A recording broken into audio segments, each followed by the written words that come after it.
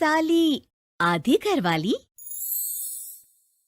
सिमरन की छोटी बहन विभा माँ के होते हुए भी सिमरन के ही पीछे लगी रहती थी। सिमरन, आ गई हो तो इसे खाना खिला दो। बोल रही है तुम जब तक नहीं खाओगी ये भी नहीं खाएगी। क्या है विभा, तुम खा लिया करो ना, मुझे ऑफिस से आने में देर हो जाती है। और कोई छोटी बच्ची तो हो नहीं तुम जो खाना भी नहीं खाती हो कि दीदी आएगी तो ही खाऊंगी। हाँ हाँ, छोटी बच्ची ही समझ लो। और एक बात, जब आपको पता है कि मैं आपके बिना नहीं खाती हूँ तो रोज रोज क्यों बोलती हो? अरे क्या है ये, दोनों बहनें कम माँ बेटी ज्यादा लगती हो। अरे दीदी की शादी हो जाएगी तब क्या करेगी बोल? जब होगी तब की तब देखेंगे। मैं तो दीदी के साथ ही रहूंगी हमेशा। दोनों की शादी ऐसे घर में कर देंगे जहाँ दो भाई हो। खैर, मामला आया गया हो जाता है। एक दिन सिमरन के पापा जब घर आते हैं, तुम लोगों के लिए अच्छी खबर है। वर्मा जी है ना मेरे दोस्त, उन्होंने सिमरन बेटी के लिए रिश्ता बताया है। बहुत अच्छा लड़का है, सिमरन को भी पसंद कर लिया है और कल वो लोग आ रहे हैं सिमरन को देखने अपने घर। सिद्धांत अपने माता पिता के साथ सिमरन को देखने आता है। उसे सिमरन अच्छी लगती है और शादी तय हो जाती है। सिद्धांत की माँ कहती है, अब तो हम लोग ले जाएंगे जल्द ही अपनी सिमरन को यहाँ से। अरे हाँ हाँ, क्यों नहीं, आपकी ही है अब तो हमारी बेटी। दूर खड़ी विभा सब सुन रही होती है। अब तो दीदी की शादी हो जाएगी, फिर तो वो चली जाएंगी। दीदी के बिना मैं कैसे रहूंगी? कुछ न कुछ तो करना ही होगा जिससे दीदी की शादी ही ना हो। सभी के जाने के बाद क्या शादी के बाद दीदी हम लोगों के साथ नहीं रहेंगी? अरे नहीं तो फिर क्यों रहेगी, शादी हो जाएगी तो अपने घर चली जाएगी ना। तो मैं भी जाऊंगी उनके साथ, मेरा भी सामान पैक कर देना। अरे कैसे बात कर रही हो विभा, दीदी के ससुराल छोटी बहन नहीं जाती। हाँ, कभी कभी जाकर मिलाना और रोज फोन पर भी बात कर लेना, ठीक है? नहीं पापा, आप तो जानते हैं मैं दीदी के बिना खाना भी नहीं खाती, ना ही मुझे उनके बिना नींद आती है। सिमरन बहन की बात सुनकर इमोशनल हो जाती है। अगले दिन से विभा खाना खाना छोड़ देती है। लोगों के लाख समझाने के बाद भी विभा ना खाती है ना ही सोती है। अंत में हार मानकर सिमरन सिद्धांत से मिलती है। सिद्धांत, मेरे मम्मी पापा ने बचपन से ही विभा और मुझे साथ रखा। वो मुझसे बहुत जुड़ी है। मुझे उसकी टेंशन रहेगी शादी के बाद, क्योंकि वो मेरे बिना नहीं रह सकती है। अरे ये तो छोटी सी बात है, वो हम लोगों के साथ हमारे घर में रह सकती है। जब उसकी अकल आ जाएगी या वो समझ जाएगी कि तुम्हारा घर वो नहीं बल्कि ये है, तो हम उसे घर छोड़ आएंगे, ठीक है? सिमरन खुश हो जाती है क्योंकि वो यही चाहती थी। वो माँ पिता से बात कर लेती है। अरे कैसी बात कर रही हो सिमरन, भला बेटी के ससुराल में हम छोटी बहन को कैसे भेज दे? जमाना क्या कहेगा? अरे तू पागल हो गया है, मना कर दे। इस शादी में इन लोगों का तो ये चलता ही रहेगा। कभी बहन यहाँ आ रही है, कभी वो बहन के पास जा रही है। अरे शादी हो रही है, कोई मजाक थोड़ी ना हो रहा है ना बाबा ना। माँ कैसी बात कर रही हो? सिमरन से मैं जुड़ाव महसूस कर रहा हूँ और इतनी सी बात के लिए इतनी अच्छी लड़की को कैसे छोड़ सकता हूँ?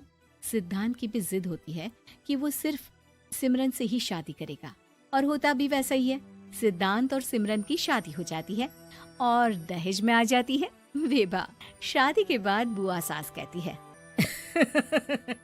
अरे माँ ना, साली आधी घर वाली होती है, लेकिन ये क्या, तुम तो उसे घर ही ले आए। तभी चाची कहती है, सिद्धांत को तो हम लोगों ने सीधा समझा था, लेकिन सबसे तेज तो यही निकला।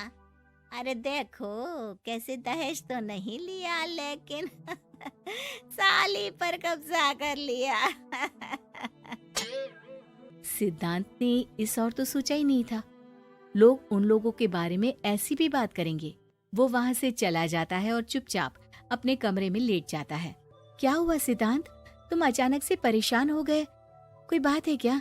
अरे नहीं नहीं, वो थक गया था ना, शादी की सारी तैयारी और रस्मों के बीच, सोच रहा हूँ थोड़ा आराम कर लूं। हाँ ठीक है, आप लेट जाइए, मैं विभा का बेड लगा देती हूँ जमीन पर। क्या? वो यहाँ सोएगी? हाँ, बताया तो था कि उसे नींद नहीं आती मेरे बिना।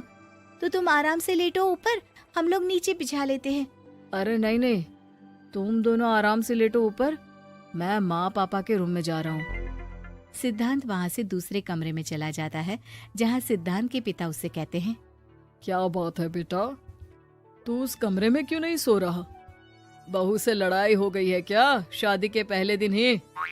अब नहीं पापा, वो दोनों बहनों को बात करनी थी और मुझे नींद आ रही है, तो मैं यहाँ सोने चला आया। अगले दिन सिद्धांत तैयार होकर ऑफिस जाता है। ऑफिस में लंच के वक्त दोस्त कहता है, क्या बात है सिद्धांत, इतना सारा खाना एक ही दिन में? हाँ यार, वो सिमरन को खाना बनाने का शौक है तो उसी ने बनाया है। यार हम लोगों की तो सिर्फ एक ही बीवी है, इसकी तो दो है ना। सिद्धांत को गुस्सा आ जाता है। कैसी बात कर रहा है तू?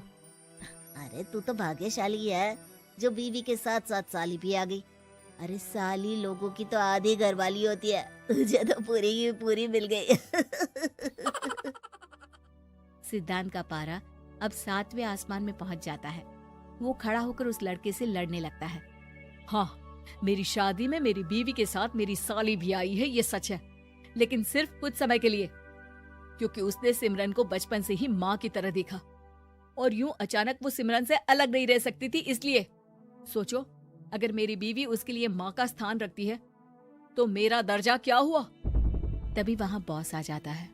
माफ करना सिद्धांत, यहाँ इस मेंटल लेवल के लोग हैं। जरूरी नहीं साली सिर्फ आधी घरवाली ही हो, कभी वो छोटी बहन तो कभी बेटी भी होती है। वेल डन सिद्धांत।